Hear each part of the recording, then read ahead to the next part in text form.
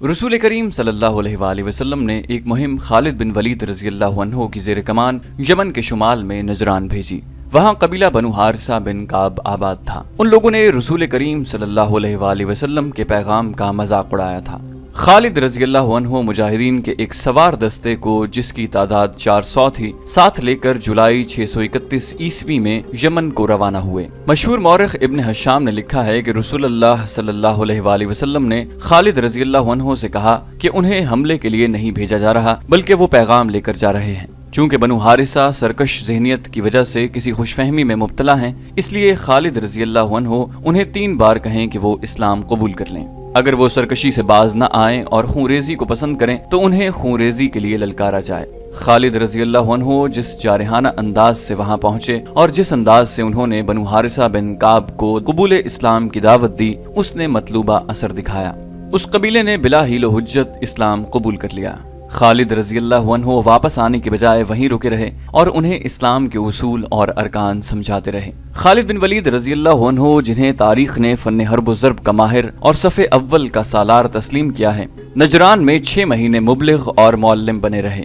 उन्होंने जब देखा कि इस्लाम इन लोगों के दिलों में उतर गया है तो खालिद जनवरी 632 ईस्वी में वापस आ गए। उनके साथ बनु हारिसा के चंद एक सरकर्दा अफराद थे, जिन्होंने रसूल करीम सल्लल्लाहु अलैहि वसल्लम के दस्ते मुबारक पर बैत की। रसूल खुदा सल्लल्लाहु अलैहि वसल्लम ने उनमें से एक को अमीर मुकर्रर किया। इस्लाम के दुश्मनों ने जब देखा कि मुसलमानों को मैदान जंग में शिकस्त देना मुमकिन नहीं रहा और ये भी देखा कि इस्लाम लोगों के दिलों में उतर रहा है, तो उन्होंने इस्लाम को नुकसान पहुंचाने का एक और तरीका इख्तियार किया। ये था रिसालत और नबूवत का दावा। मुतअद्दिद अफराद ने नबूवत का दावा किया, जिनमें बनी असद का तुलैहा, बनी हुनैफा का मुसलमा और यमन का असूद अंसी खास तौर पर काबिल जिक्र हैं। उसका नाम अकीला बिन काब था। क्योंकि उसका रंग काला था, इसलिए वो असवद के नाम से मशहूर हुआ। असवद अरबी में काले को कहते हैं। वो यमन के मगरबी इलाके के एक कबीले अनस का सरदार था, इसलिए उसे असवदुल अंसी कहते थे। तारीख में उसका यही नाम आया है। वो इबादतगाह का काहिन भी रह चुका था। बिल्कुल स्याह रंगत के बावजूद उसमें ऐसी कशिश थी कि लोग उसके हल्के से इशारे का भी असर कबूल कर लेते। उसमें मकनातीस जैसी कुव्वत थी कि औरतें उसके काले चेहरे को नापसंद करने की बजाय उसके करीब होने की कोशिशें करती। उसने ये पुरस्रारियत इबादतगाह में हासिल की थी। काहिन को लोग देवताओं का मंजूर नजर और एलची समझते थे। उसके ज्यादातर लोगों ने इस्लाम कबूल कर लिया था। असवद के अपने कबीले में इस्लाम दाखिल हो चुका था, लेकिन असवद ने उसके खिलाफ कभी कोई बात न की, जैसे उन लोगों के साथ उसका कोई ताल्लुक ही ना हो। बाज मौरखीन ने लिखा है कि वो खुद भी मुसलमान हो गया था। उस वक्त यमन का हुक्मरान बाजान नाम का एक ईरानी था। ईरान का शहंशाह खुसरो परवेज था। रसूल करीम सल्लल्लाहु अलैहि वसल्लम ने दूर के मुल्कों के जिन बादशाहों को कबूल इस्लाम के खुतूत लिखे थे, उनमें शहंशाह ईरान भी था। उसे खत देने के लिए रसूलुल्लाह सल्लल्लाहु अलैहि वसल्लम ने अब्दुल्लाह बिन हुज़ैफा को भेजा था। अब्दुल्लाह रज़ी अल्लाहु अन्हु ने खुसरो परवेज के दरबार में उसे खत दिया। उसने खत किसी और को देकर कहा कि उसे इसका तर्जुमा सुनाया जाए। उसे जब खत उसकी जबान में सुनाया गया तो वो आग बगूला हो गया। उसने गुस्से से बाउला होकर खत को बुरी तरह फाड़कर उसके पुर्जे फेंक दिए और अब्दुल्लाह रज़ी अल्लाहु अन्हु बिन हुज़ैफा को दरबार से निकाल दिया। अब्दुल्लाह रज़ी अल्लाहु अन्हु इतनी दूर की मुसाफत से आए और रसूलुल्लाह सल्लल्लाहु अलैहि वसल्लम के हुजूर बताया कि शहंशाह ईरान ने खत फाड़ डाला है। खुसरो परवेज का गुस्सा खत फाड़ने से ठंडा नहीं हुआ था। यमन पर ईरान की हुक्मरानी थी और बाजान वहाँ का गवर्नर था। शहंशाह ईरान ने अपने गवर्नर बाजान को खत भेजा कि हिजाज में मोहम्मद सल्लल्लाहु अलैहि वसल्लम नाम का एक आदमी है जिसने नबुव्वत का दावा कर रखा है। उसने लिखा कि रसूल करीम सल्लल्लाहु अलैहि वसल्लम को जिंदा पकड़कर या आप सल्लल्लाहु अलैहि वसल्लम को नाउज़ुबिल्लाह कत्ल करके उसके दरबार में पेश किया जाए। बाजान ने यह खत अपने 2 आदमियों को देकर मदीना भेज दिया। मौरिखों में इख्तलाफ पाया जाता है। बाज लिखते हैं कि बाजान ने उन आदमियों को रसूलुल्लाह सल्लल्लाहु अलैहि वसल्लम को पकड़ने या नाउज़ुबिल्लाह कत्ल करके आप सल्लल्लाहु अलैहि वसल्लम का सर लाने के लिए भेजा था। और कुछ मुर्रिखों ने लिखा है कि बाजान ने इस्लाम तो कबूल नहीं किया था, लेकिन वो हुजूर सल्लल्लाहु अलैहि वसल्लम से इतना मुतासिर था कि आपको अपने शहंशाह के इरादे से खबरदार करना चाहता था। बहरहाल मौरिख इस वाक़े पर मुत्तफिक हैं कि बाजान के भेजे हुए 2 आदमी रसूलुल्लाह सल्लल्लाहु अलैहि वसल्लम के यहाँ पहुँच गए और खुसरो परवेज ने जो खत बाजान को लिखा था वो आप सल्लल्लाहु अलैहि वसल्लम के हुजूर पेश किया। رسول خدا صلی اللہ علیہ وآلہ وسلم نے خط دیکھا اور آپ صلی اللہ علیہ وآلہ وسلم نے مسکرا کر کہا، شاہ ایران گزشتہ رات اپنے بیٹے شرویہ کے ہاتھوں قتل ہو گیا ہے اور آج صبح سے ایران کا شہنشاہ شرویہ ہے۔ گزشتہ رات کے قتل کی خبر مدینہ میں اتنی جلدی کیسے پہنچ گئی؟ بازان کے ایک آدمی نے پوچھا اور کہنے لگا، کیا یہ ہمارے شہنشاہ کی توہین نہیں کہ یہ غلط خبر پھیلا دی جائے کہ اسے اس کے بیٹے نے قتل کر دیا ہے؟ رسول کریم صلی اللہ علیہ وآلہ وسلم نے کہا، مجھے میرے اللہ نے بتایا ہے، جاؤ بازان کو بتا دو کہ اس کا شہنشاہ اب خسرو نہیں شرویہ ہے۔ رسول خدا صلی اللہ علیہ وسلم کو یہ خبر بذریعہ الہام ملی تھی۔ بازان کے آدمی واپس گئے اور اسے بتایا کہ رسول اللہ صلی اللہ علیہ وآلہ وسلم نے کیا کہا ہے۔ 3-4 دنوں بعد بازان کو اپنے نئے شہنشاہ شرویہ کا خط ملا۔ اس میں تحریر تھا کہ خسرو پرویز کو فلاں رات ختم کر دیا گیا ہے۔ یہ وہی رات تھی جو حضور صلی اللہ علیہ وآلہ وسلم نے بتائی تھی۔ کچھ دنوں بعد بازان کو رسول کریم صلی اللہ علیہ وآلہ وسلم کا خط ملا کہ وہ اسلام قبول کر لے۔ بازان پہلے ہی آپ صلی اللہ علیہ وآلہ وسلم سے متاثر تھا، الہام نے اسے اور زیادہ متاثر کیا۔ رسول اللہ صلی اللہ علیہ وآلہ وسلم نے اسے یہ بھی لکھا تھا کہ اسلام قبول کر لینے کی صورت میں وہ بدستور یمن کا حاکم رہے گا اور اس کی حکمرانی کا تحفظ مسلمانوں کی ذمہ داری ہوگی۔ بازان نے اسلام قبول کر لیا اور وہ حاکم یمن رہا۔ تھوڑے ہی عرصے بعد فوت ہو گیا۔ رسول اکرم صلی اللہ علیہ وآلہ وسلم نے یمن کو کئی حصوں میں تقسیم کر دیا اور ہر حصے کا الگ حاکم مقرر کیا۔ بازان کا بیٹا جس کا نام شہر تھا، رسول کریم صلی اللہ علیہ وآلہ وسلم نے اسے صنع اور اس کے گرد و نواح کے علاقے کا حاکم بنایا۔ یہ خبر اڑی تھی کہ اسود انسی یمن کے علاقے مزہج میں چلا گیا ہے اور ایک غار میں رہتا ہے جس کا نام خبان ہے۔ اچانک یہ خبر ہوا کی طرح سارے یمن میں پھیل گئی کہ اسود غار سے نکل آیا ہے اور اسے خدا نے نبوت عطا کی ہے اور اب وہ اسود انسی نہیں، رحمان الیمن ہے۔ خبر سنانے والے کسی شک کا اظہار نہیں کرتے تھے بلکہ وہ مصدقہ خبر سناتے تھے کہ اسود کو نبوت مل گئی ہے۔ انہوں نے اسے نبی تسلیم کر لیا تھا۔ خبر سنانے والے کہتے پھرتے تھے، جا کر دیکھو، مزہج جا کر دیکھو، رحمان الیمن مردوں کو زندہ کرتا ہے، آگ کے شعلوں کو پھول بنا دیتا ہے۔ چلو لوگو چلو، اپنی روح کی نجات کے لیے چلو۔ جن لوگوں نے اسلام قبول کر لیا تھا وہ بھی مزہج کو اٹھ دوڑے۔ اسود چونکہ کاہن رہ چکا تھا اس لیے لوگ پہلے ہی تسلیم کرتے تھے کہ دیوتاؤں نے اسے کوئی پراسرار طاقت دے رکھی ہے۔ اب اس نے نبوت کا دعویٰ کیا تو لوگوں نے فوراً اس دعوے کو تسلیم کر لیا۔ غار خبان کے سامنے ہر لمحہ لوگوں کا ہجوم رہنے لگا تھا۔ وہ اسود کی ایک جھلک دیکھنے کے لیے بےتاب رہتے تھے۔ وہ دن کو تھوڑے سے وقت کے لیے باہر نکلتا تھا اور غار کے قریب ایک اونچی جگہ کھڑے ہو کر لوگوں کو قرآن کی آیات کے طرز کے جملے سناتا اور کہتا تھا کہ اس کے پاس ایک فرشتہ آتا ہے جو اسے ہر روز خدا کی طرف سے ایک آیت اور راز کی 1-2 باتیں بتا جاتا ہے۔ وہ لوگوں کو اپنے معجزے بھی دکھایا کرتا تھا۔ مثلاً جلتی ہوئی مشل اپنے منہ میں ڈال لیا کرتا اور جب مشل اس کے منہ سے نکلتی تو وہ جل رہی ہوتی۔ اس نے ایک لڑکی کو ہوا میں معلق کر کے بھی دکھایا۔ ایسے ہی چند اور شعبدے تھے جو وہ لوگوں کو دکھاتا تھا اور لوگ انہیں معجزہ کہتے۔ ایک تو وہ چرب زبان تھا، دوسرے وہ خوش الہان تھا۔ اس کے بولنے کا انداز پرکشش تھا۔ اس نے یمن والوں کو یہ نعرہ دے کر یمن یمن والوں کا ہے ان کے دل موہ لیے تھے۔ یمنی بڑے لمبی مدت سے ایرانیوں کے زیر نگین چلے آ رہے تھے۔ ایرانی تسلط باز ان کے قبول اسلام کے ساتھ ہی ختم ہو گیا تو حجاز کے مسلمان آ گئے۔ اس کے علاوہ وہاں یہودی، نصرانی اور مجوسی بھی موجود تھے۔ یہ سب اسلام کی بیخکنی چاہتے تھے۔ انہوں نے اسود انسی کی نبوت کے قدم جمانے میں درپردہ بہت کام کیا۔ اسود اپنی نبوت کی صداقت ایک گدھے کے ذریعے ثابت کیا کرتا تھا۔ اس کے سامنے ایک گدھا لایا جاتا، وہ گدھے کو کہتا بیٹھ جا، گدھا بیٹھ جاتا، پھر کہتا میرے آگے سر جھکا، گدھا سجدے کے انداز سے سر جھکا دیتا۔ گدھے کے لیے اس کا تیسرا حکم ہوتا میرے آگے گھٹنے ٹیک دے، گدھا اس کے آگے گھٹنے ٹیک دیتا۔ دیکھتے ہی دیکھتے اسود انسی کو یمن کے لوگوں نے نبی مان لیا۔ اسود نے ان کے لوگوں کو ایک فوج کی صورت میں منظم کر لیا۔ اس نے سب سے پہلے نجران کا رخ کیا۔ وہاں رسول کریم صلی اللہ علیہ وآلہ وسلم کے مقرر کیے ہوئے 2 مسلمان حاکم تھے، خالد بن سعید رضی اللہ عنہ اور عمر بن حزم رضی اللہ عنہ۔ اسود کے ساتھ بہت بڑا لشکر تھا جو نجران میں داخل ہوا تو وہاں کے باشندے بھی اس کے ساتھ مل گئے۔ دونوں مسلمان حاکموں کے لیے پسپائی کے سوا کوئی چارہ نہ تھا۔ اسود انسی اس پہلی فتح سے سرشار ہو گیا اور اس کے لشکر کی تعداد اور بھی زیادہ ہو گئی۔ اس نے نجران میں اپنی حکومت قائم کر کے صنع کی طرف پیش قدمی کی۔ وہاں بازان کا بیٹا شہر حکمران تھا۔ اس کے پاس فوج تھوڑی تھی پھر بھی وہ مقابلے میں ڈٹ گیا۔ اس کی للکار نے اپنی فوج کے قدم نہ اکھڑنے دیے۔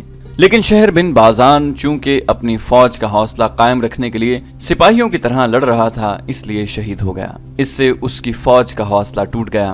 اسود کے خلاف لڑنے والے وہ یمنی تھے جنہوں نے اسلام قبول نہیں کیا تھا، لیکن شکست کی صورت میں جان کا خطرہ مسلمانوں کو تھا۔ انہیں اسود کے لشکر کے ہاتھوں قتل ہونا تھا۔ اسود کسی مسلمان کو نہیں بخشتا تھا، چنانچہ مسلمان جانیں بچا کر نکل گئے اور مدینہ جا پہنچے۔ اسود جو اب رحمان الیمن کہلاتا تھا، حضر موت، بحرین، احسا اور عدن تک کے تمام علاقوں پر بھی قبضہ کر کے تمام یمن کا بادشاہ بن گیا تھا۔ اسلام کے لیے یہ بہت بڑا چیلنج تھا۔ شمال کی طرف سے رومیوں کے حملے کا خطرہ ہر وقت موجود رہتا تھا۔ اس خطرے کو ختم کرنے کے لیے رسول خدا صلی اللہ علیہ وآلہ وسلم نے ایک لشکر رومیوں پر حملے کے لیے تیار کیا، جس کے سالار اعلیٰ 22 سالہ نوجوان اسامہ رضی اللہ عنہ تھے، جو رسول کریم صلی اللہ علیہ وسلم کے آزاد کیے ہوئے غلام زید بن حارثہ رضی اللہ عنہ کے بیٹے تھے۔ زید رضی اللہ عنہ بھی سالار تھے اور وہ موتا کے مارکے میں شہید ہوئے۔ یمن کو ایک خود ساختہ نبی سے نجات دلانے کے لیے بہت بڑے لشکر کی ضرورت تھی، لیکن لشکر رومیوں کے خلاف لڑنے کے لیے جا رہا تھا۔ اگر رومیوں پر حملے ملتوی کر کے اس لشکر کو یمن بھیج دیا جاتا تو رومی یہ فائدہ اٹھا سکتے تھے کہ مدینہ پر حملہ کر دیتے۔ یہ خطرہ مول نہیں لیا جا سکتا تھا۔ رسول اکرم صلی اللہ علیہ وآلہ وسلم نے دوسری صورت یہ سوچی کہ یمن میں جو مسلمان مجبوری کے تحت رہ گئے ہیں اور جنہوں نے اسود انسی کی اطاعت قبول کر لی ہے، انہیں اسود کا تختہ الٹنے کے لیے استعمال کیا جائے۔ اس طریقہ کار کو حضور صلی اللہ علیہ وآلہ وسلم کے تمام سالاروں نے پسند کیا۔ اس مقصد کے لیے چند ذہین قسم کے افراد کو یمن بھیجنا تھا۔ رسول اکرم صلی اللہ علیہ وآلہ وسلم کی نظر انتخاب قیس بن حبیرہ پر پڑی۔ آپ صلی اللہ علیہ وآلہ وسلم نے انہیں بلا کر یمن جانے کا مقصد سمجھایا اور پوری طرح ذہن نشین کرایا کہ انہیں اپنے آپ کو چھپا کر وہاں کے مسلمانوں سے ملنا ہے اور ایک زمین دوز جماعت تیار کرنی ہے جو اس جھوٹے نبی اور عیش و عشرت میں ڈوبے ہوئے خود ساختہ بادشاہ کا تختہ الٹے۔ آپ صلی اللہ علیہ وسلم نے قیس بن حبیرہ سے یہ بھی کہا کہ وہ مدینہ سے اپنی روانگی کو بھی خفیہ رکھیں اور یمن تک اس طرح پہنچیں کہ انہیں کوئی دیکھ نہ سکے۔ اس پرخطر مہم کو اور زیادہ مستحکم کرنے کے لیے رسول کریم صلی اللہ علیہ وآلہ وسلم نے دبر بن یحنس کو ایک خط دے کر یہ کہا کہ یمن میں کچھ مسلمان سردار موجود ہیں جنہوں نے مجبوری کے تحت اسود کی اطاعت قبول کر لی ہے۔ یہ خط انہیں پڑھوا کر ضائع کر دینا اور باقی کام قیس بن حبیرہ کا ہے۔ اسود انسی نے جب سنا پر حملہ کیا تھا تو وہاں کے حاکم شہر بن بازان نے مقابلہ کیا، لیکن وہ شہید ہو گیا تھا۔ اس کی جمع سال بیوی جس کا نام آزاد تھا اسود کے ہاتھ چڑھ گئی تھی۔ آزاد غیر معمولی طور پر حسین ایرانی عورت تھی۔ اس نے اسود کو قبول کرنے سے انکار کر دیا، لیکن اسود نے اسے جبرن اپنی بیوی بنا لیا تھا۔ آزاد اب اس شخص کی اسیر تھی جس سے وہ انتہا درجے کی نفرت کرتی تھی۔ اکیلی عورت کر بھی کیا سکتی تھی؟ اس کی خوش نصیبی صرف اتنی تھی کہ اسود عورتوں کا دل دادا تھا۔ اس نے اپنے حرم میں 20 عورتیں رکھی ہوئی تھیں۔ اسے تحفے میں بھی نوجوان لڑکیاں ملا کرتی تھیں۔ وہ ہر وقت عورت اور شراب کے نشے میں بدمست رہتا۔ رسول اکرم صلی اللہ علیہ وآلہ وسلم کے بھیجے ہوئے قیس بن حبیرہ چوری چھپے سفر کر کے اور بھیس بدل کر سنا پہنچے۔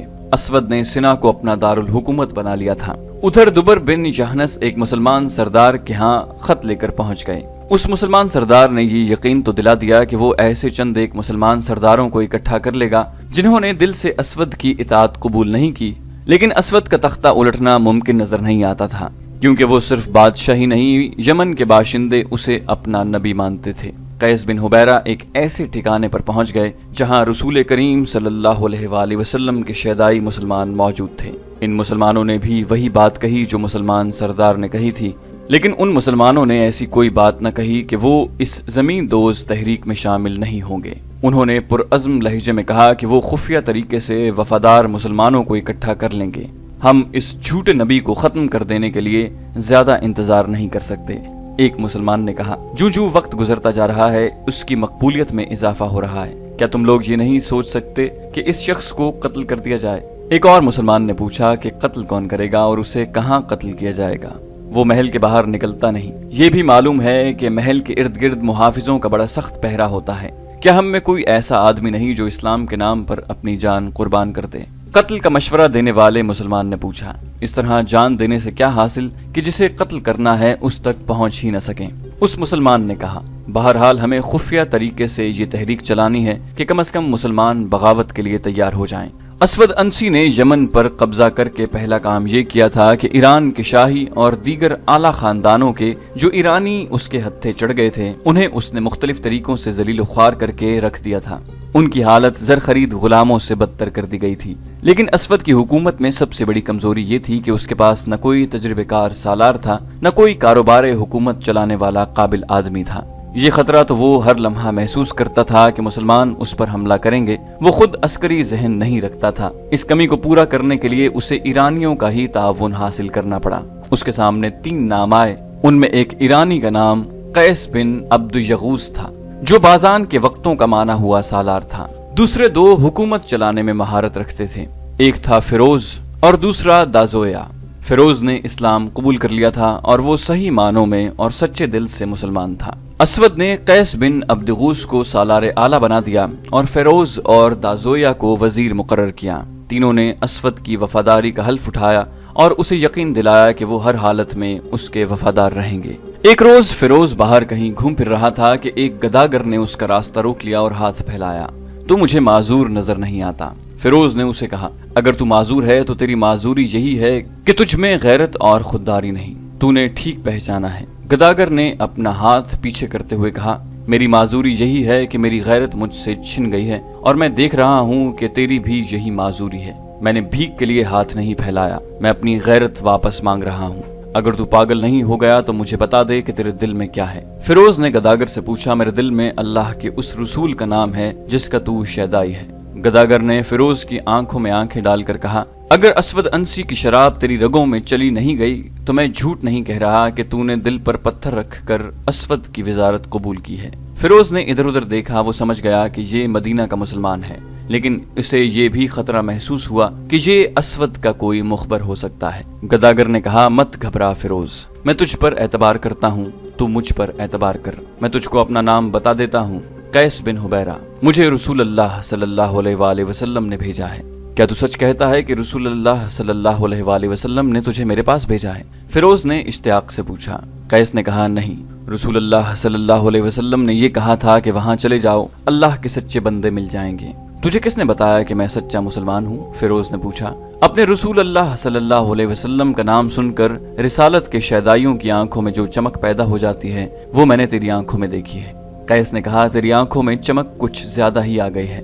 فیروز نے قیس سے کہا کہ وہ چلا جائے۔ اس نے قیس کو ایک اور جگہ بتا کر کہا کہ کل سورج غروب ہونے سے پہلے کچھ دیر پہلے وہاں بیٹھا گداگری کی صدائیں لگاتا رہے۔ اگلی شام فیروز اس جگہ سے گزرا جو اس نے قیس بن حبیرہ کو بتائی تھی۔ فیروز کے اشارے پر قیس گداگروں کے انداز سے اٹھ کر فیروز کے پیچھے پیچھے ہاتھ پھیلا کر چل پڑا۔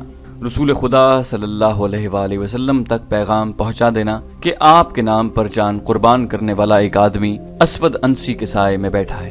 فیروز نے چلتے چلتے ادھر ادھر دیکھے بغیر دھیمی آواز سے کہا، اور میں حیران ہوں کہ اتنی جنگی طاقت کے باوجود رسول اللہ صلی اللہ علیہ وآلہ وسلم نے یمن پر حملہ کیوں نہیں کیا؟